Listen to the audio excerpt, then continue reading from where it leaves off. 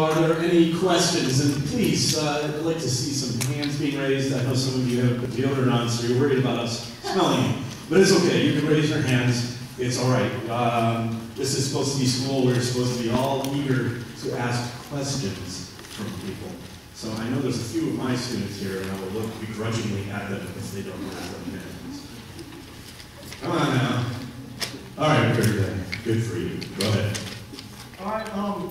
First, I'll talk about what's the relationship between classism and racism.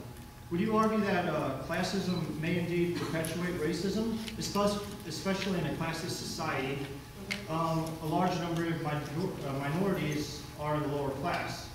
And because of that, maybe racism does indeed exist.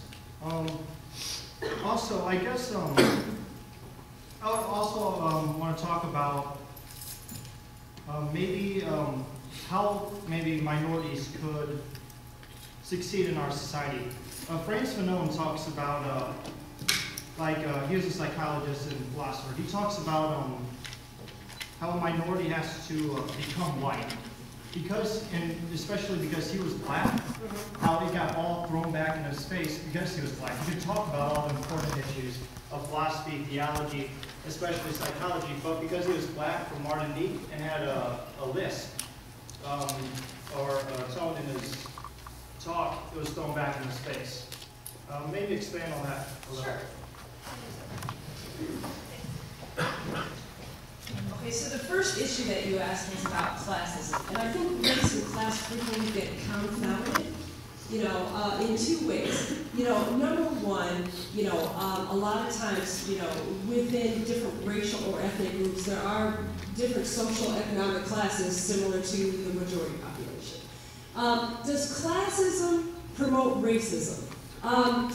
It's difficult to answer the question because they're so twisted together.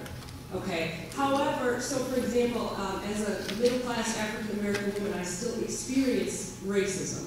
And I would if I were in a lower socioeconomic class or even a higher socioeconomic class. But the type of racism I might experience might be different. Does that make sense? Okay, so the type of racism I might experience might be different. You mentioned a couple things.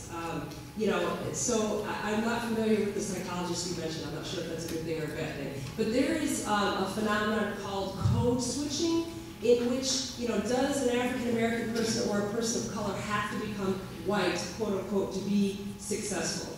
The answer is no and yes. You do have to fit into your environment, whatever your environment is. Okay, if it's a monocultural environment, if it's a multicultural environment, if it's a professional environment. And different environments dictate that you have different behaviors to fit in. So for some people that would say yes, there's a psychological phenomenon called code switching, where so I'll take an African American person who may speak one way to their friendship circle, okay, speak in a particular tone or dialect or whatever, but then in a professional environment may speak very differently. I find this, for example, one of my friends is Chinese American, and when she speaks with her parents, she switches Chinese and English. She speaks them both together to her parents. And then when we were in graduate school together, she rarely spoke Chinese. And so I think that the answer to your question is yes and no. Sort of back to the classism issue.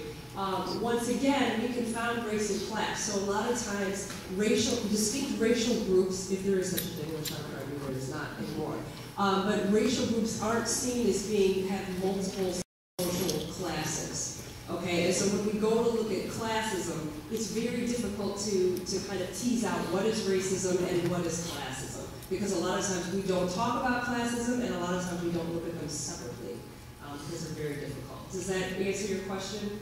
Respond on that.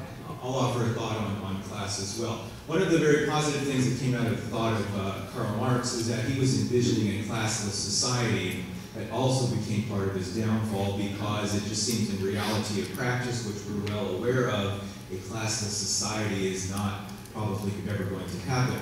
But in the midst of even that thought, what seems to be critical with regard to class and race, etc., can we remove the barriers that allows one to freely move up and down and find the class of which is their choice, And so that to me is the goal that I would like to see the United States work towards, that, you know, opportunities of education, opportunities of healthcare, et cetera, that one can then on their own make those choices and find the class of which they're comfortable and where they want to be a part.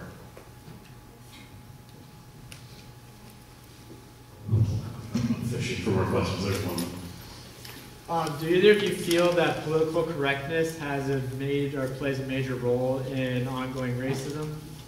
Oh, that's a good question. You know, in some ways, again, yes and no, right? Okay. Psychology is a yes and no type of thing. Political correctness, in some ways, it has made the dialogue more sensitive. Do we all remember what happened to Don Imus? Yes. Oh, yeah. Okay, Don Imus, if you don't know, said some very ugly things about some of the African American women on a women's basketball team, and he got kicked off the air. Right? There are certain things that you can't say anymore without consequence. Okay, and I, for one, am grateful to an extent that, you know, that we, at least in public, are forced to be more respectful. Now, what people do in private and what they do in their own heads is something different. On the other hand, I think that because people don't always know the quote-unquote correct terms, it does prevent dialogue as well, because people don't want to be shamed or embarrassed, so and because they don't know the correct term for something, and they don't ask the question. And so in some ways, political correctness is a positive thing because it does make the dialogue more sensitive, or at least it makes people aware that there are consequences to saying certain things. Certain things that may be perceived as racist or sexist or whatever. On the other hand, it also blocks dialogue because, you know, it keeps people, you know, I don't know the right terms, so I'm not going to say anything, or I'm not going to ask the question because I'm afraid of something negative happening to me. A theological spin, continuing. When I say hello, when I shake somebody's hand, when I say how are you doing, when I say I hope that you have a nice day, all of those things seem some kind of minor, but they're actually essential. What we're doing is we're saying to this person right here, at least for this second, I acknowledge who you are, I affirm your dignity, and I'm hoping and asking that you will be able to continue on with the best of your abilities. And so we do this on very small ways, as well as some big ways when we actually sit down with a friend. And so my minor efforts of showing a greater sense of personhood and dignity, and particularly with regard to language, I think that that's just the bare minimum. And so a greater sensitivity with regard to our language today has led me to think more frequently and constantly about a higher level of respect. And so I think language goes hand in hand. Does that answer your question? Sure.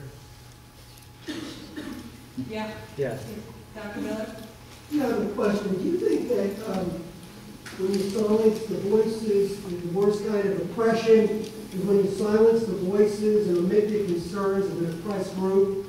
In looking in this Deconstructing Diversity, I see nothing about gender identity or sexual orientation. Do you believe that that should be part of